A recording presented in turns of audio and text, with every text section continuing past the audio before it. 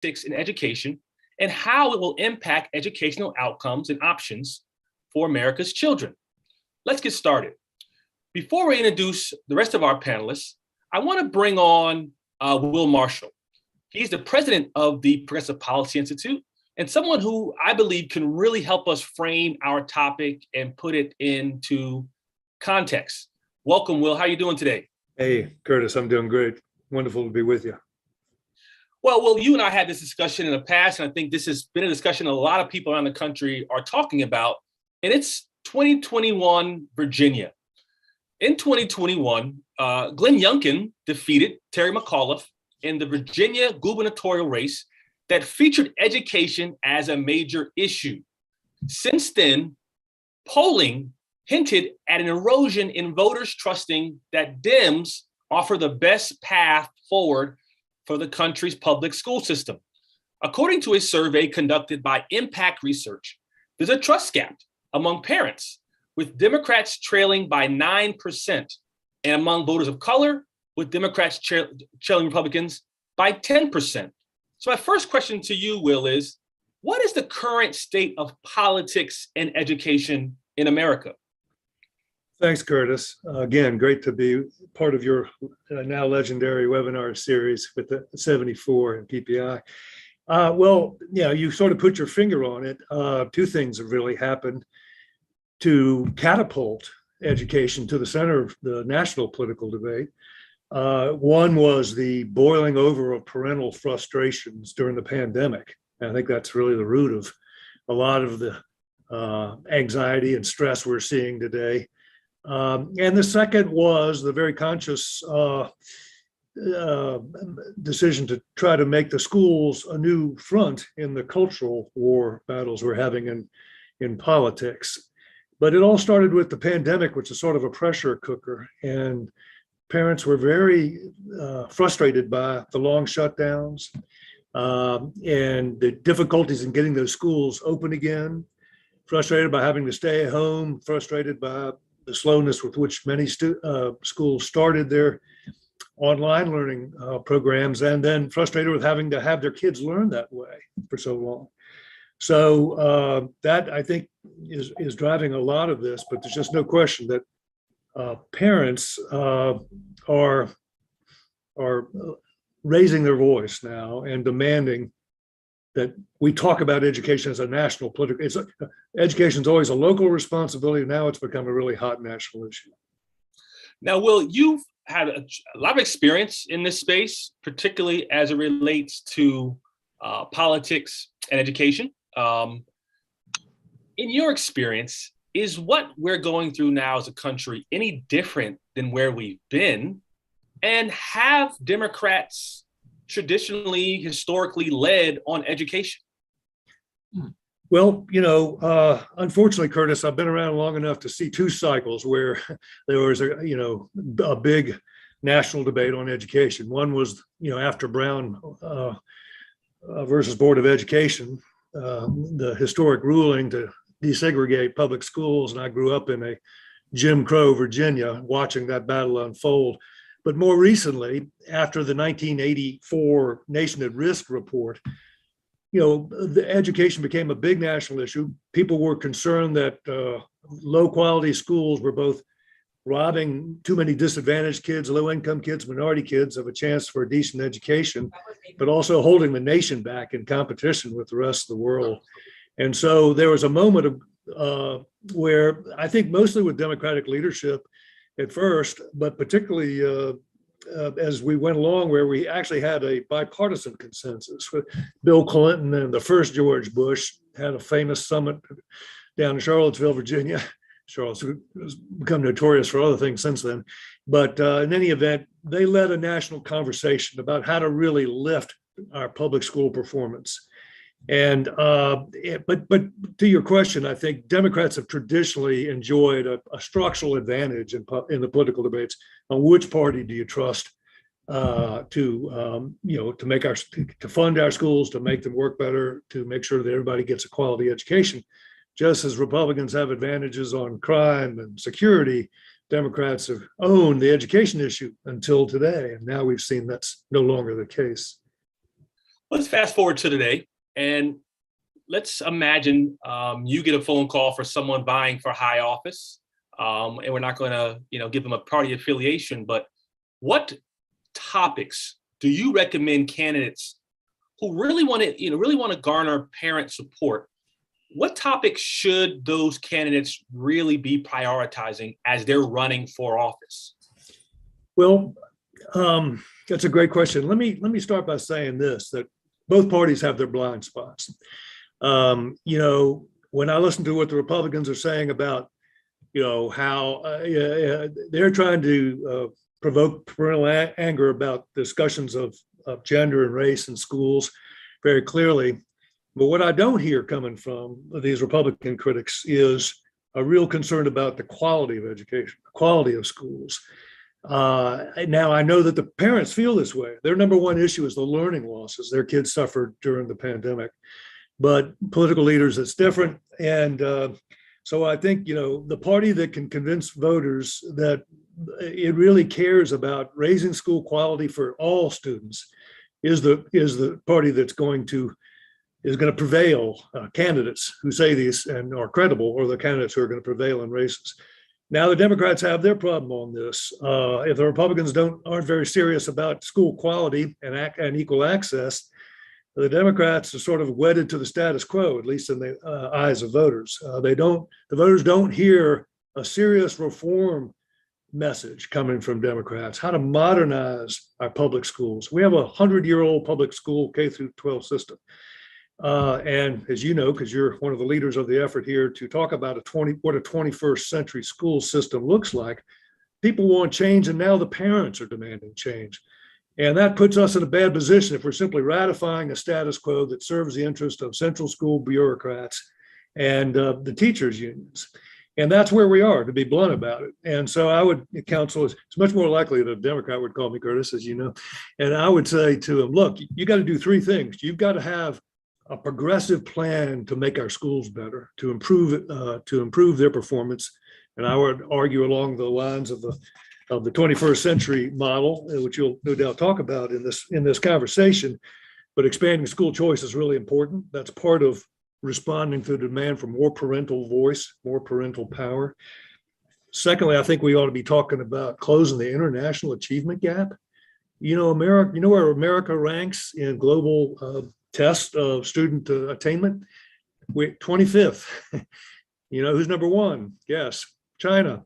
As President Biden says, we're locked in a competition with China to determine which country is going to lead us economically and technologically into the future. And right now, their students are doing a whole lot better than ours. There's no excuse for that. And we need leaders who are going to promise to do something about that. And third, and this is important, and I don't think I hear as many people talking about it, parents want to know that schools, the K through 12 school system, is also a conveyor belt to the world of work.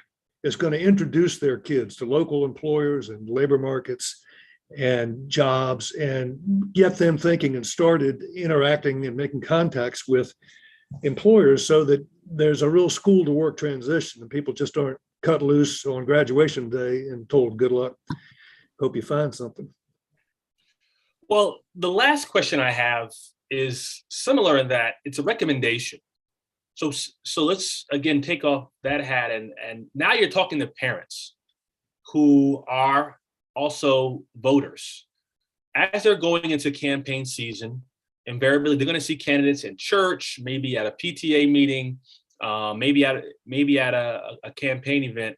What questions should parents be asking candidates who are vying for their vote? To me, the central question is, do you really care about my kids, or are you trying to score partisan points? Because, let's face it, a lot of folks out there trying to put our kids on the front lines of these cultural wars. And, and frankly, as this polling that you referenced, Curtis, shows, they think that the politicians spend way too much time talking about things like race and gender and not enough time talking about math and science.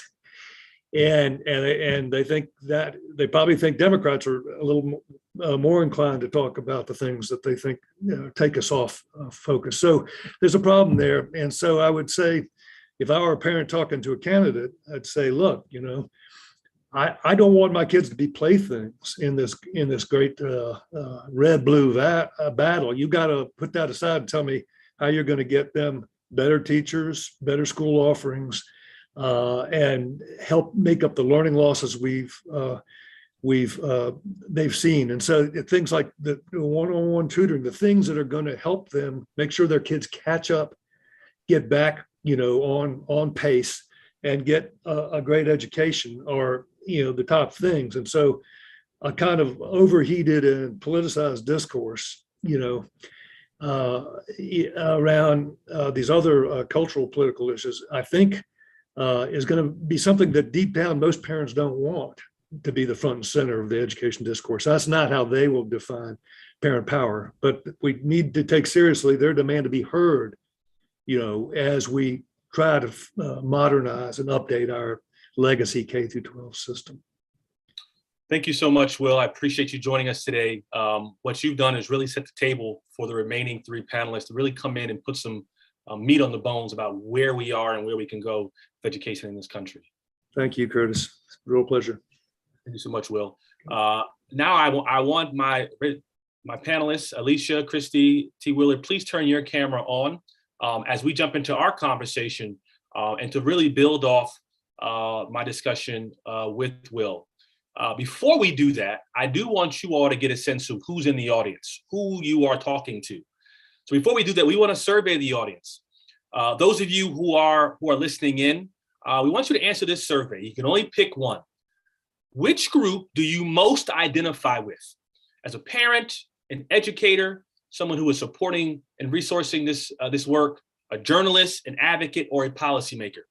If you're like me, I wear about 3 or 4 of these hats. But for you in this discussion, what do you most identify with? And as you're answering that, I want to introduce the rest of my panelists.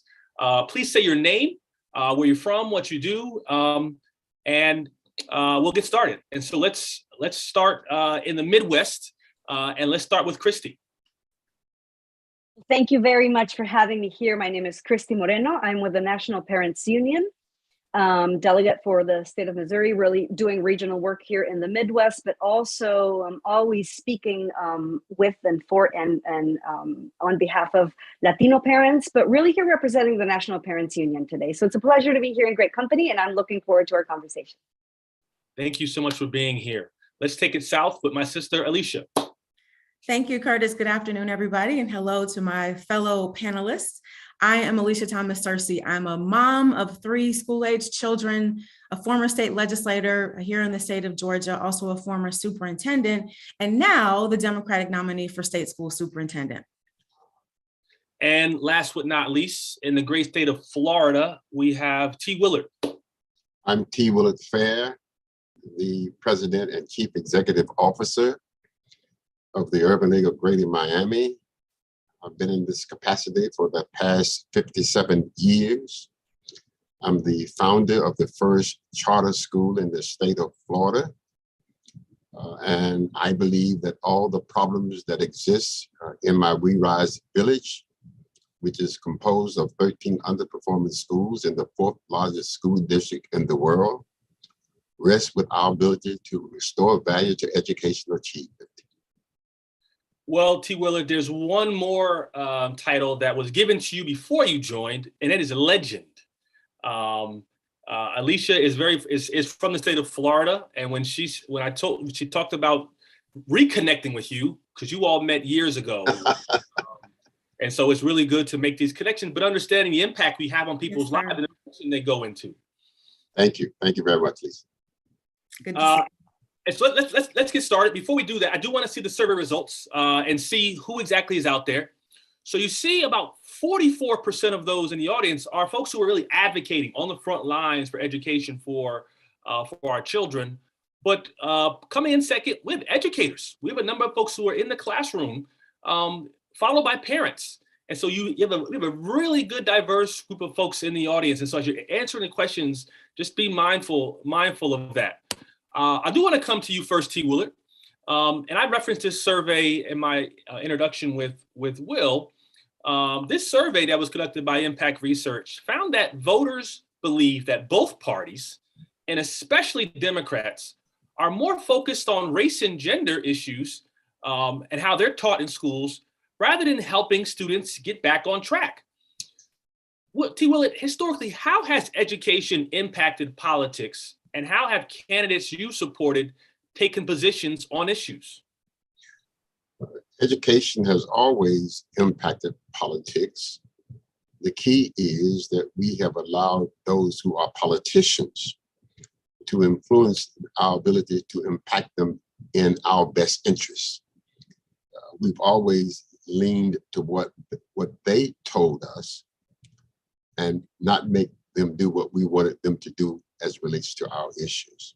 So we've been used, especially people of color, as we talk about the education agenda.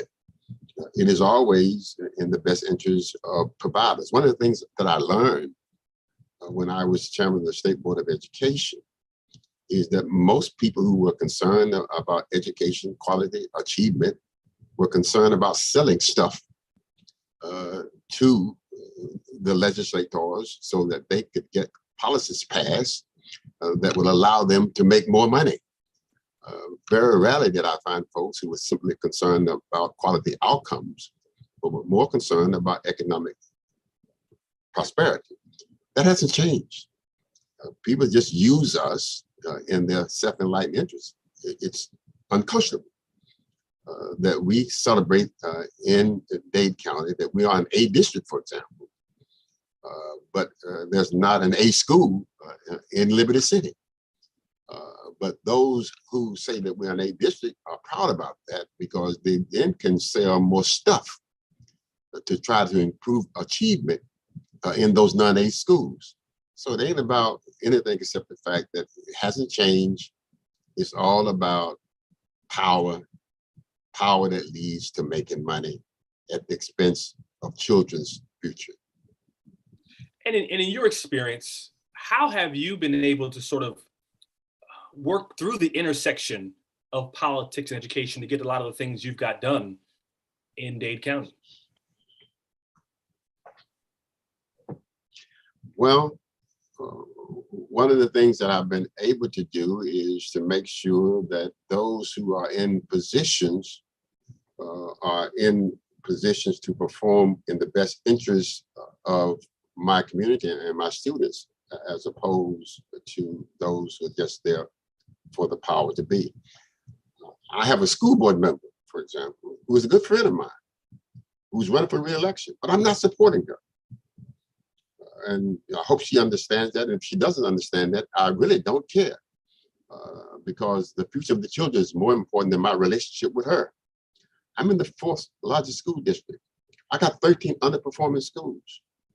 She has not made the issues that are important to future performance political issues.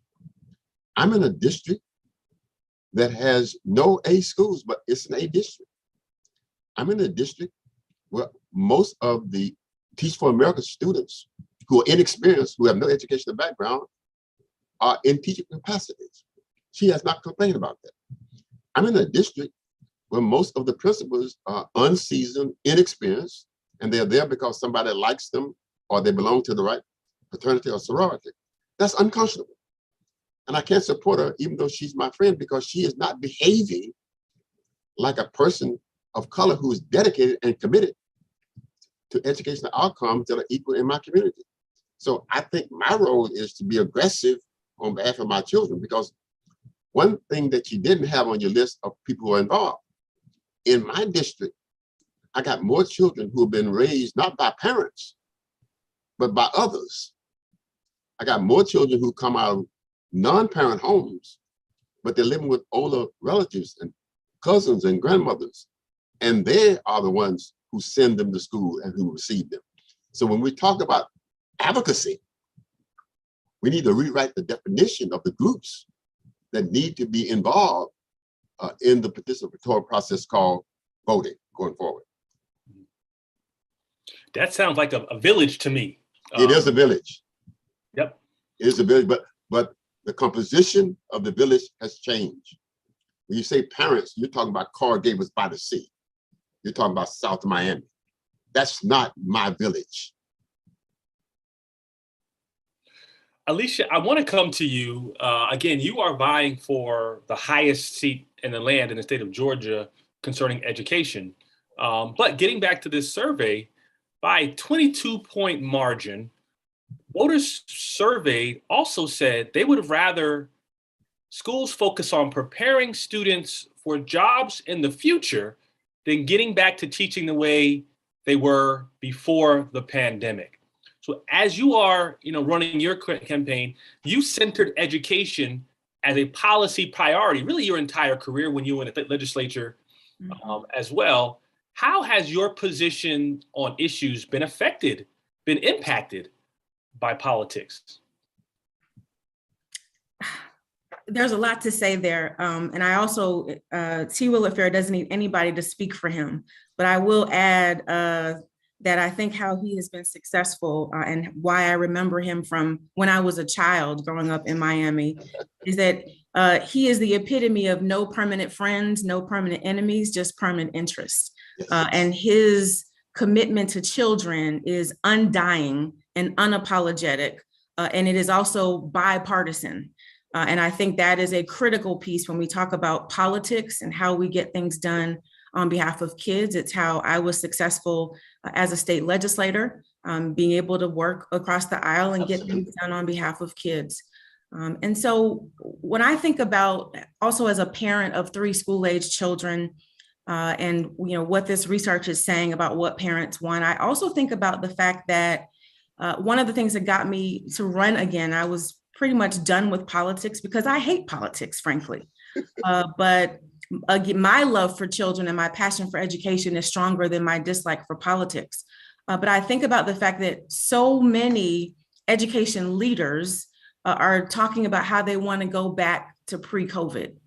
And I think the worst thing we could do to children and to educators is to go back to anything, frankly, that we were doing pre-COVID. Amen. And yes, parents want to make sure that our children are prepared for jobs of the future. But I would also add to that, we want thinkers and world citizens, and we want young people who care about society, and we want them to have soft skills, and we want them to be mentally healthy. And those are the things that we're not talking about.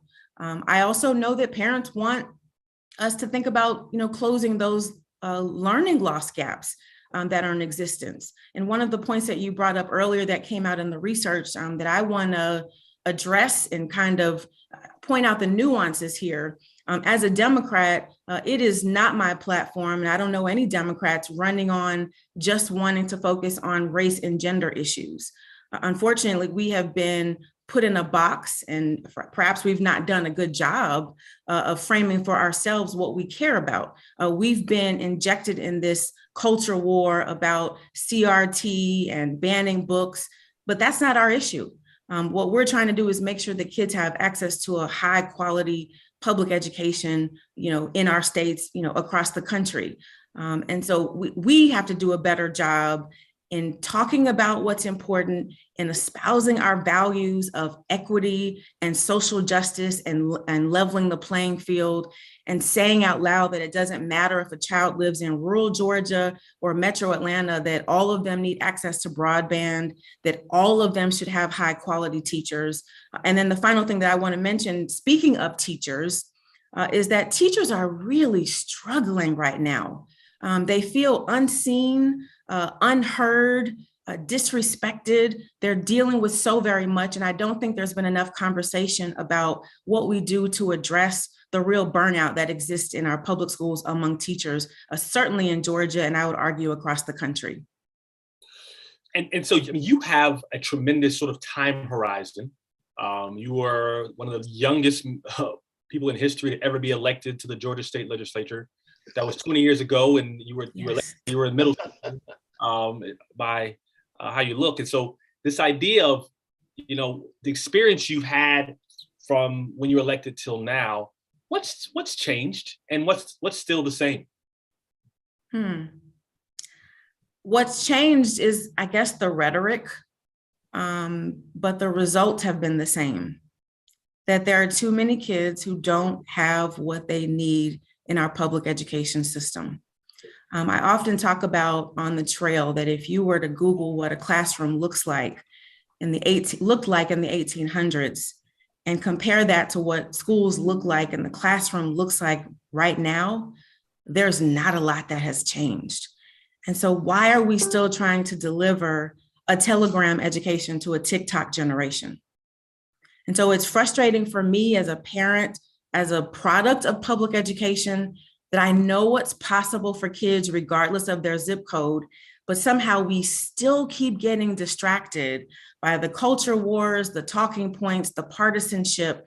And the only people who are getting left behind are our students who aren't Democrat or Republican. They're just kids who deserve to have a high quality education. So frankly, that's why I got back into politics, Curtis. Nothing has changed. It is just a crime that we still have children who are sitting in school right now who may not have the most effective teacher, may not have curriculum that's reflective of who they are and celebrates their differences, right? They may not have access to technology. The list goes on. And I don't understand why people aren't up in arms all across this country to say something, to do something about the fact that this still exists, in my case, more than 20 years later. This is so important and something that I think many people believe should be important to not only voters, but also to candidates. Before I come to you, Christy, I do want to go back out to our audience and take another poll. And this is a question, a yes or no question. Do candidates who are vying for your vote, wherever you live, at whatever level you most participate at, do they really prioritize K-12 educational solutions in their campaigns? And so when they're running for office, when you hear people on television, when you see them on the news talking about running for office, do you believe they're prioritizing, speaking to the issues of the K-12 education system enough? As folks are taking that poll, I do want to come to you, Christy.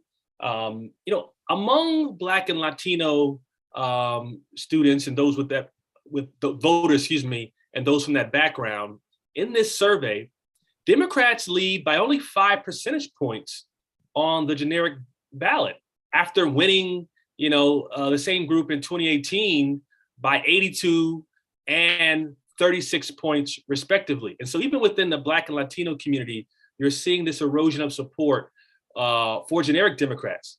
And so more directly, Christy, Black and brown parents have been growing political power over the last decade or so, but now find themselves competing for power with conservative parents and with conservative parent groups. How did we get here?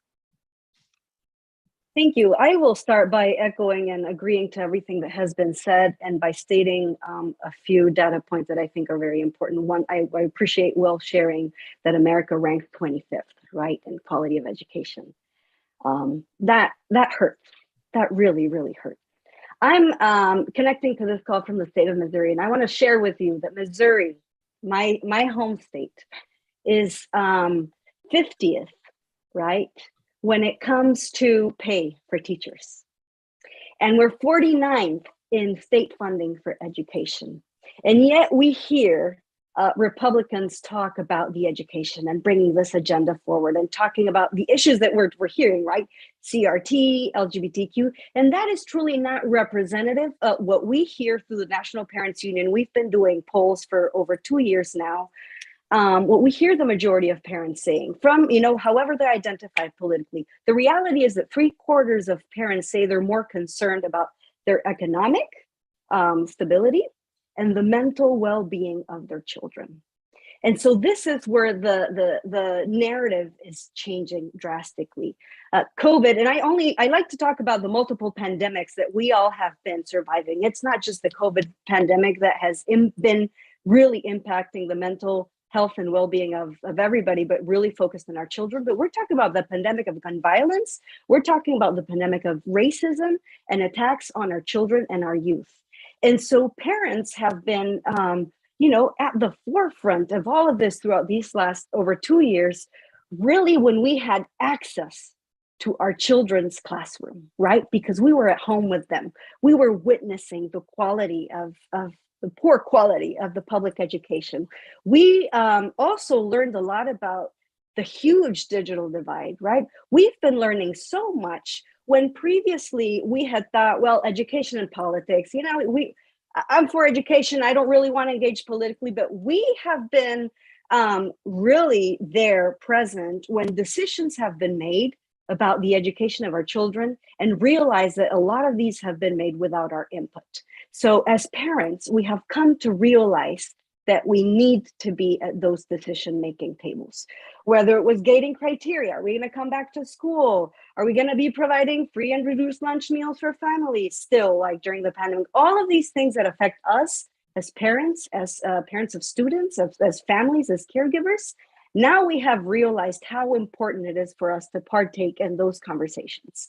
I would like to invite everyone to visit nationalparentsunion.org. We have a tab that is of all the polling that we've been doing if you want to gain more insights and look at the data that we've been putting out there. But really, as my friend Christine Laster would say, Black and Brown parents, we have always had to battle against entities, right? That desire to maintain power over the repression of us.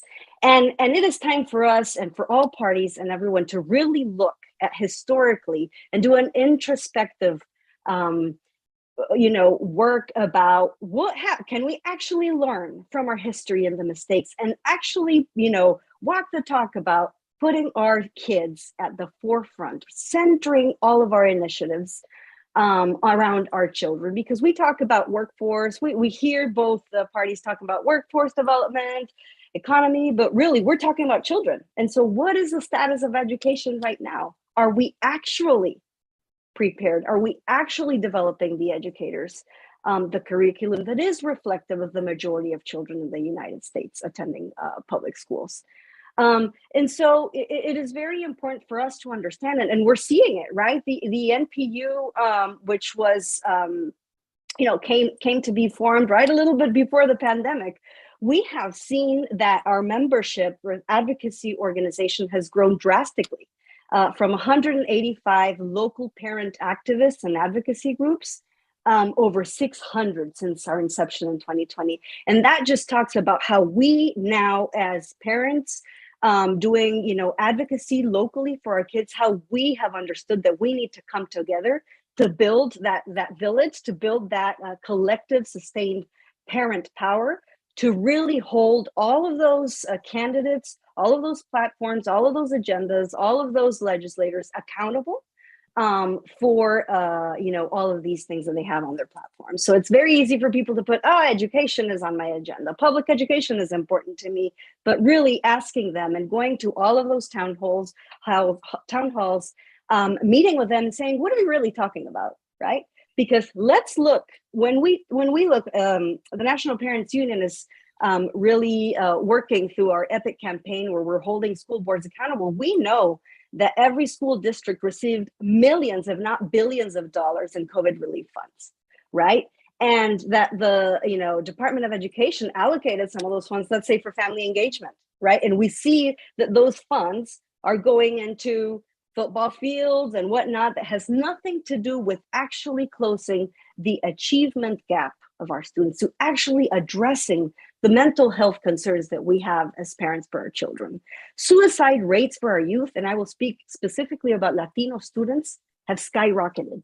And what does that mean? And what are the implications of that? But what is catalyzing that? That's what parents are concerned about. And now, like I said, more than ever, we have come to realize that, yes, this is a political game, that yes, we need to get engaged, that we need to start, knocking on doors, talking to our relatives, talking to our neighbors about the power of their vote, the power of their voice, combating voter apathy and suppression and oppression that we've been experiencing for forever, and really fighting for our rights and the rights of our children. I just want to wrap up by saying that, yeah, we hear, this rhetoric and the loud minority of parents, conservative parents, that say they are concerned about CRT, LGBTQ issues, whatnot. the reality is that their children, and they have realized this, their children are also being impacted by the lack of a quality public education.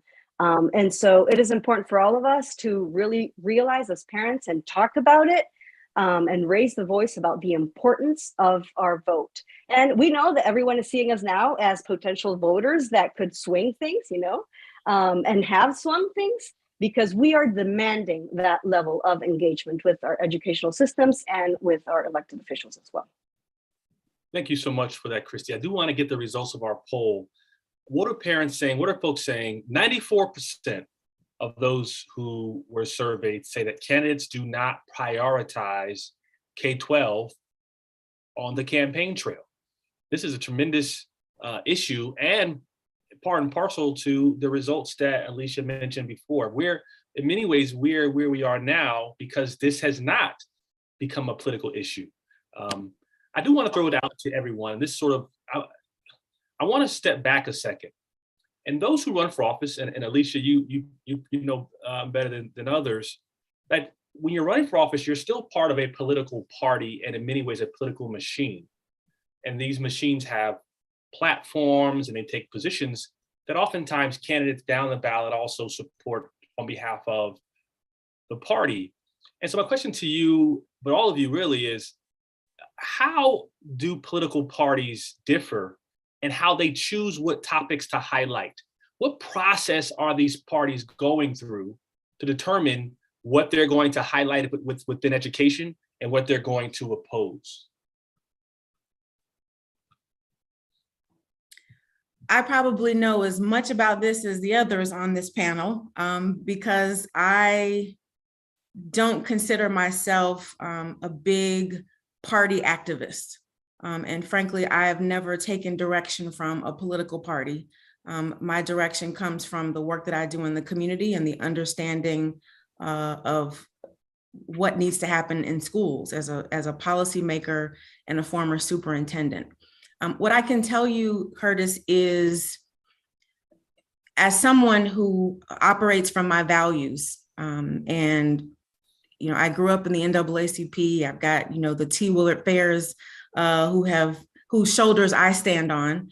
I have sometimes taken some positions that frankly are opposite of what my own party may be espousing.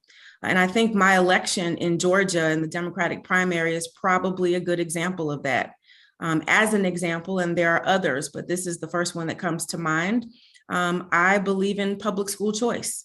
I'm a product of public school choice. I believe in it as a way to level the playing field.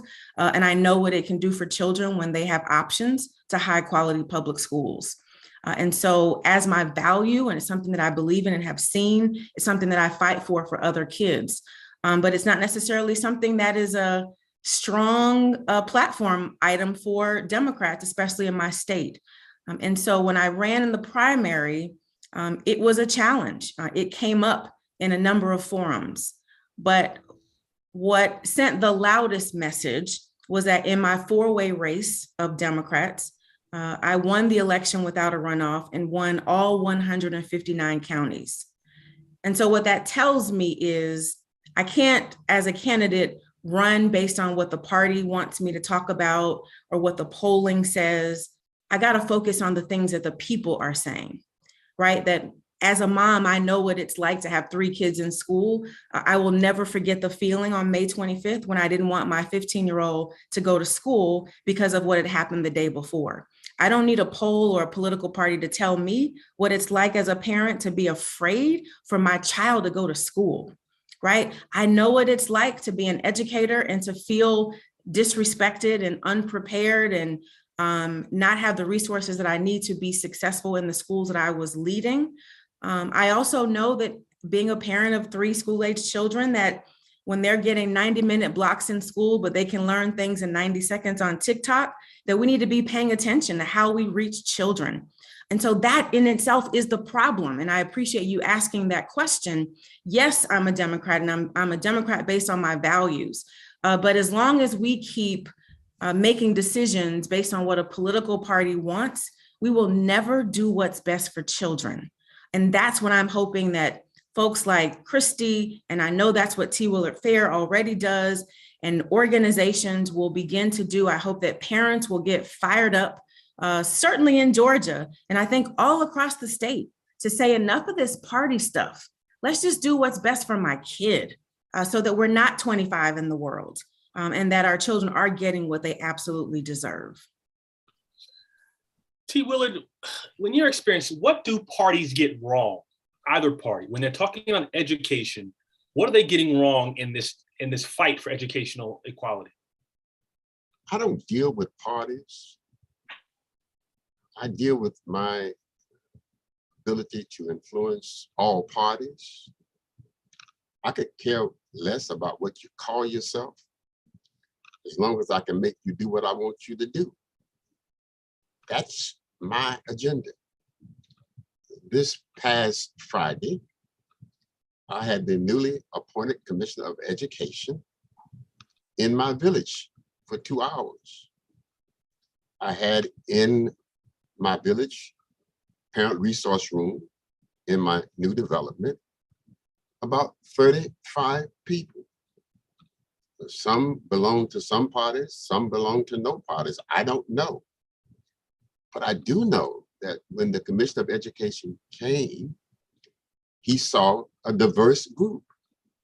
He saw some Hispanics from Hialeah. He saw some mothers from Liberty City. He saw a state representative. He saw chief funders from United Way and from the county. He saw that we had a consortium of folks who crossed all sections of politics, who were part of our team. And I think we make a mistake when we get caught up in Democrats versus Republicans. We should get caught up in who can influence whom in this process. And at the end of the day, I don't care what you wear, who you call yourself. If I can't make you do what I want you to do, it really don't matter. So I spend my time trying to figure out what I got to do to make you do what I want you to do. And when I figured that out, I got it done. We talk about parents. Well, if I depended upon parents in my village to influence parties, nothing would happen. But I bring people to my village who are identified with my village. For example, one of my partners is the Coral Gables Rotary Club. That's an all-white Rotary Club 40 miles away. But I do know that coming out of the pandemic, I'm going to need some voices of power from other communities to be selfish with me about my community. So I have expanded my political coefficient so that I can reach everybody in the process.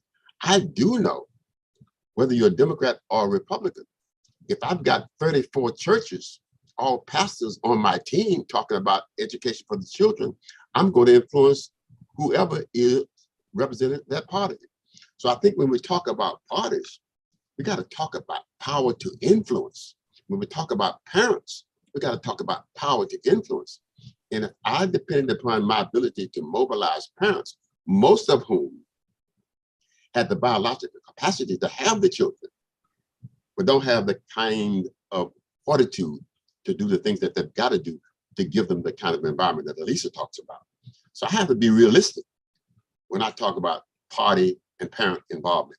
I talk about party and community influence to make party, regardless of identification, to do what I want them to do in the best interest of the future of the children in Liberty City.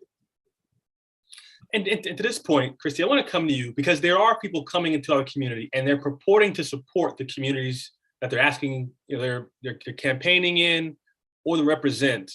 But we're saying, and we're seeing the data that not a lot is changing. And so we do have to change this idea of how we approach those who are asking for or vying for our support, and equip them, to T. Willard's point, to really engage on a level playing field with these folks. And so what advice, and this is a question I asked Willard. Or punish them when they don't. Or punish them when they don't. Absolutely. We allow people to come in and make false promises. They don't keep them. And then they come back 2 years later and give us the same quote unquote mess. We have a capacity in our community. If you don't do what we ask you to do and you said that you're going to do it, we're going to get you the next time out. And we're not going to let you forget that. we're just too nice in the process. We just want to go through the process. But when you're serious, you make it very clear that I am serious about this. And then if you make a promise to me and you don't keep that promise, then I'm gonna get you. And so as candidates are moving in and out of our communities, and they have to be held accountable, which I think is what T. Willard is saying. We talk about accountability of schools, of school teachers, of school leaders, of charter schools, whatever you want to, all those within the periphery of education. But to start talking about accountability of those who are vying for our votes is a shift, at least in the rhetoric per se. But Christy, so let's say a candidate came to you and says, I'm looking to get the support of parents in my election. I want parents to vote for me. What advice do you give that candidate before they go into your community on how to, at least on the front end, garner the support of parents? That's I was kind of chuckling because they don't come to us, we go to them, right? So so my advice first and foremost is to parents, right? It's our time. It is our time right now. But my advice, other than obviously talking about holding them accountable, transparency, representation, is like, I'm going to hold you accountable to actually represent your constituency, the people that are going to be voting for you, because we see that, right? Everybody has education on their platform, on their agenda, right? Education, economy, who knows what. And we vote for them, but then we don't do any follow-ups. We don't stay connected. We're not attending the town halls. But my advice to those candidates would be student voice. Nobody's talking about student voice, right? We have all these adults making decisions for and about our children's education, and who is talking to the children? Who is actually talking to them about their desires, their dreams, their wants, their needs, what they want to hear, what they want to experience? Do they feel like they belong in their learning communities? My advice to candidates is that if you're really going to make education, public education, a priority, right? You need to go visit the schools. You need to hold town halls with students and their parents. Because if we truly want change, right, we need desperately change. We need to be engaging truthfully, authentically with our voters and our constituencies. And what we see is that we get them elected and then they forget about all of us, the commoners, right? They forget about those that they say they represent. And it's all like, inside politics that nobody ever has, time or prioritizes actually speaking and representing constituents. So my advice is, yes, parents are powerful. Yes, we are potential voters. Yes, we have the capability of changing things and swinging things. And so it's best that you engage with us ahead of time rather than us coming after you and you not being happy about that, right? And so one of the things that we do with the National Parents Union is actually empowering parents to run for office, right? Run for school board. We need parents to be in those decision-making tables. We need parents who are well-connected, who are closest to the pain of the inequities and the injustices, to be there to represent our students and to represent families. So that is my advice. Alicia T. Willard, and Tila, you talked about this idea of parent power or the need for that in your community. What can parents, particularly parents of color, do to grow their political power at a time when I mentioned before, there is competition in a way now at the state level, particularly? How can parents of color grow their political power? Is that Elisa or me? Both of you. Elisa, you go first. Sure, I think a couple of things. And I want to point out that not all elected officials get elected and go away, never to be found again. Yeah. I served 12 years in the House of Representatives and had well over 100 town hall meetings during my tenure. And I made sure to do that at least once a month because I wanted my constituents to know what was happening at the Capitol. I wanted to hear from them on the issues that were affecting them. And I wanted them to hold me accountable. You were the exception. You know, you were the exception. That may be true. You were the exception. But I do want people to know that there are those of us in public service. You were the exception. who do those things. And I think that should be what parents and voters expect, right? To be involved with elected officials after they are elected. But I also think how they're running their campaigns matters, right? So when you talk about how parents can have more influence, candidates are the most humble when we're running for office. And so that's the time to ask the questions. That's the time to pay attention to how they're running their campaigns. As an example, school safety is an important issue to me. And so I'm not elected yet, but I've spent the last few months having roundtable conversations across the state of Georgia with law enforcement, professionals in mental health, young people, Christy, we got to have student voice at those tables, parents, school officials, of course, and we've had chiefs of police and other law enforcement agents involved, having conversations about what can we do at the local and district level to keep our students safe? How can we prevent school violence? How can we prevent school shootings? That ought to be an indication to voters. This is how I'm going to lead, by listening, by engaging stakeholders, by getting solutions based on local communities, because one size does not fit all. And so I believe, Curtis, that the way parents can build influence is by working with candidates and elected officials before the election, before the legislative session, or before the school board starts to meet for the year.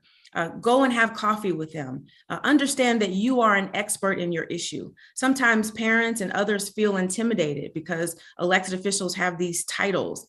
But the truth is, we are regular people. And so because you are a parent, because you are an educator, you have an expertise and an experience that is incredibly valuable. And so reach out to those elected officials and candidates, talk about the things that matter to you, because that's their job, to listen. And then, of course, there's power in numbers. But I will say this and turn it over to T. Willard. When I was in the legislature, and I was very active and involved in my community, and I gave my cell phone number out and people used it. But I represented 56,000 people. If I got during one legislative session 100 emails about any issue, that was a lot. Those 100 people had a lot of influence on how I was thinking about an issue, how I might have voted for an issue. And so you don't have to have thousands of people organized to have influence in this process.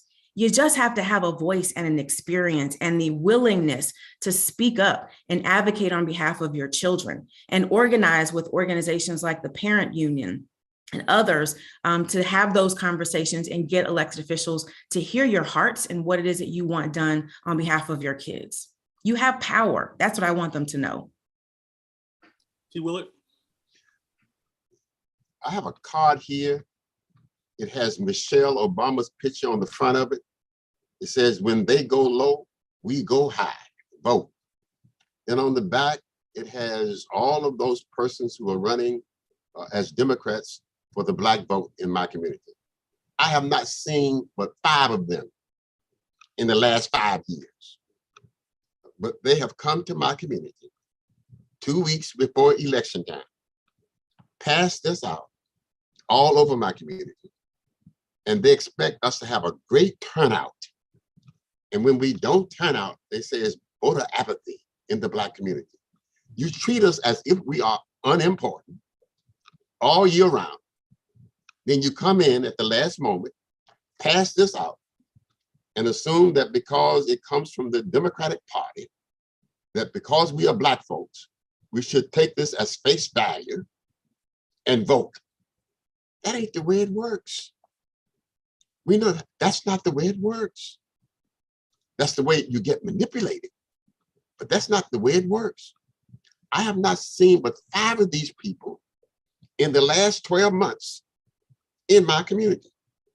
I'm going to be on the horn telling everybody on election day, don't vote for the other 25, because we should stop allowing Democrats or Republicans, when it's time for them to be elected or run for re-election, to come in and manipulate our misery and make false promises that they're not going to keep.